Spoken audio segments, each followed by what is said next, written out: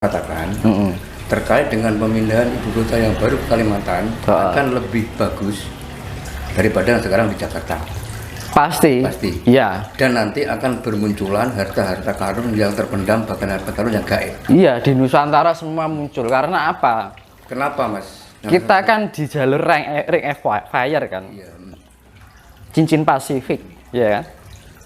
Yang saya tanyakan Mas Dinus. Nah, kenapa harta karun yang terpendam itu muncul ketika kondisi akan ada pemindahan ibu kota di Kalimantan? Kok nggak sekarang aja? Enggak, bukan Mas. Harta itu akan keluar di saat pemindahan ibu kota. Belum itu.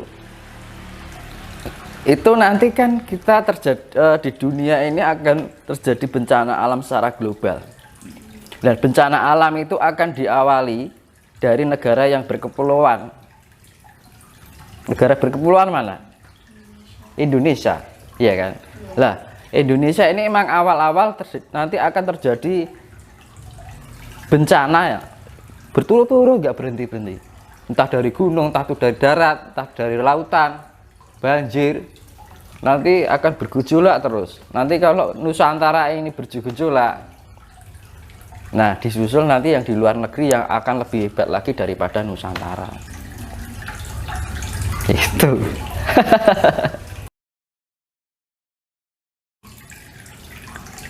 Tapi nanti setelah ada bencana secara global, berubah total dari pola pikir, perencanaan berubah total. Hanya orang yang mengerti yang mau mampu melihat itu perencanaannya nanti bagaimana. Tapi setelah ada bencana secara global, itu perencanaan itu lepas dari realita, itu terlepas dari perencanaan orang yang direncanakan orang sekarang gitu loh. Nah, orang sekarang kan melihatnya secara lahir kan. Kira-kira ini cocok bentuknya, kira-kira strategis untuk dibikin sebuah ibu kota, kan orang berpikirnya gitu. Padahal di bencana global itu masih ada banyak perubahan alam nantinya. Masih ada bagian pulau yang terbelah, masih ada bencana bagian daerah yang tenggelam, dan bagian pulau Kalimantan juga ada yang sesuatu yang harus terpatah datarannya. Nah, kan? Manusia bisa mempunyai perencanaan, tapi Tuhan yang menentukan. Gitu. Apa bisa manusia? Kita itu bukan Tuhan. Kita itu hanya melakukan apa yang saat ini kita laksanakan, tapi apa yang menjadi realitas sekarang besok itu sudah menjadi ketentuan alam semesta. Karena pergerakan alam itu sifatnya tidak bisa dikira-kira. Di sini aman-aman aja, misalkan Solo aman-aman aja, Jogja terbelah, atau misalkan Surabaya kan nggak tahu, iya kan? Belum tahu daerah yang misalkan yang dibangun di Kalimantan itu dibikin ibu kota, dan di daerah itu setelah adanya bencana global itu daerah itu akan baik-baik saja atau enggak, kan nggak tahu, karena sifatnya bencana itu random, tidak bisa diprediksi. Karena apa? Alam untuk menyelaraskan diri. Manusia alam ini tidak bisa direkayasa dengan pikiran manusia. Hanya orang-orang yang mau berselaras dengan alam, kan gitu. Nah, ini jangkauan pikirannya harus benar-benar intelijensi tinggi. Sebenarnya gini loh, ya seperti yang saya bilang tadi, di masa saat sekarang ini kita nggak perlu memikirkan banyak rencana. Tugas kita sekarang seharusnya kita lebih mengutamakan bagaimana cara kita lebih bisa berselaras dengan alam itu sendiri, biar kondisi kita dengan alam itu menyatu dengan pikiran kita, rasa kita, jiwa kita, rasa kita.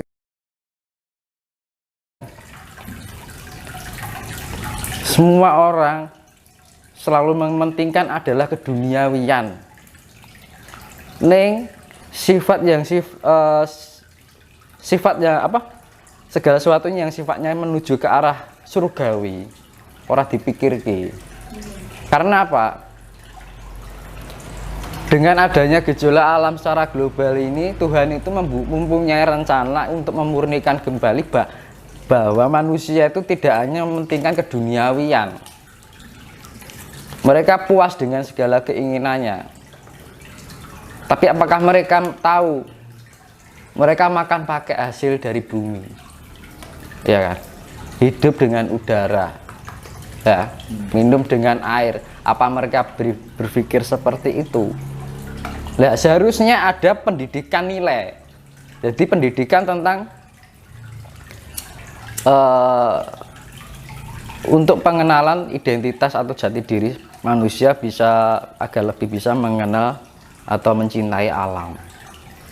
Yang diinginkan Tuhan itu seperti itu.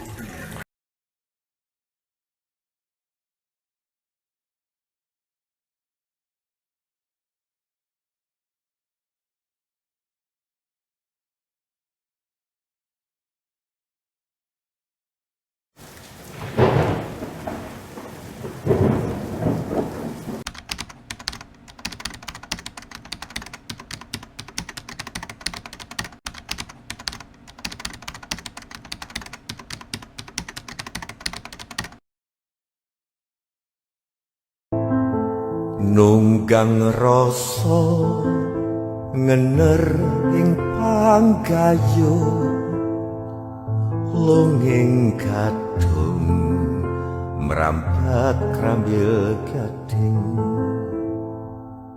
kekondewi teng rasa pangrasa nyanjang jati wasanane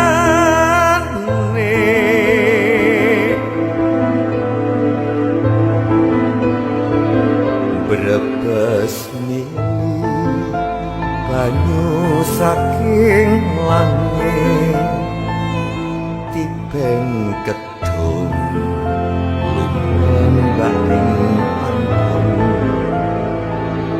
hanut nyemplung lelakon nyeri cuman plong rasa hatiku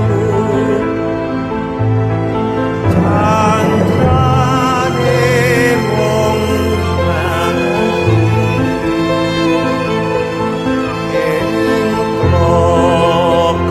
nirmala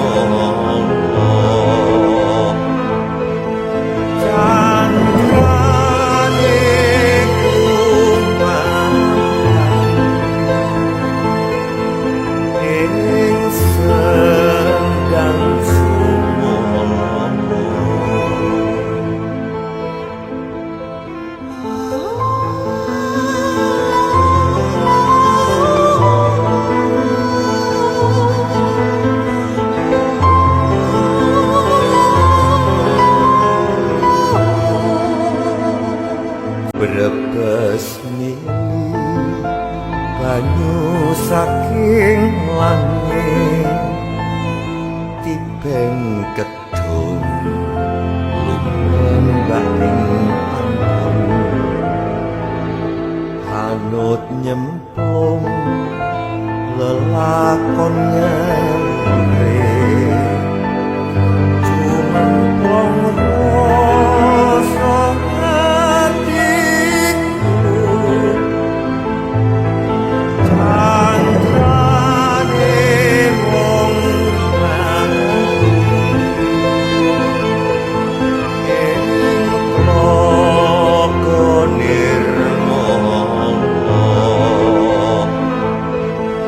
Chandra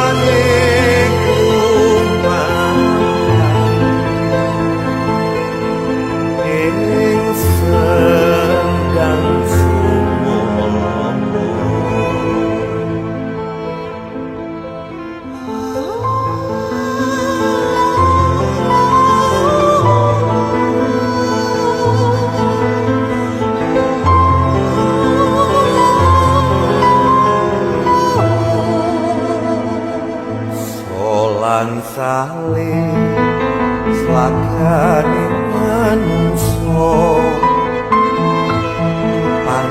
papan sasolakawan esok sore rimo sawerine ajur-ajur jengkahanan